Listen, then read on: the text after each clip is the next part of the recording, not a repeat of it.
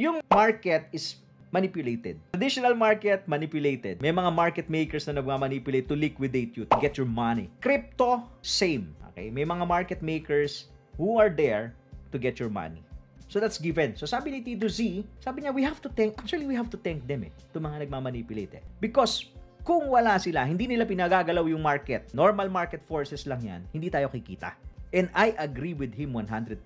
Kung wala itong mga market makers na to, ba't kaya ba natin itulak? Kahit mag-ambag tayo dito, mga retailers, hindi natin kaya itulak yan We need all of these market makers. Right? So, of course, namumuhunan sa market yan, kailangan nilang kumita. Negosyo yan Saan sila kumikita?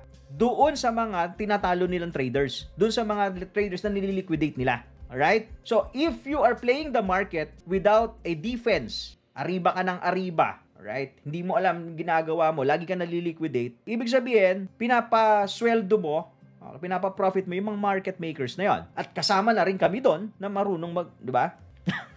na may GTF vaccine na kahit ano mangyari sa market, di ka naliliquidate. The earlier na maintindihan nyo po how the market works, it's more than what you see.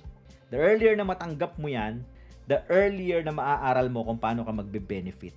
How can you take advantage of that? Yan. Follow for more Tito Moves!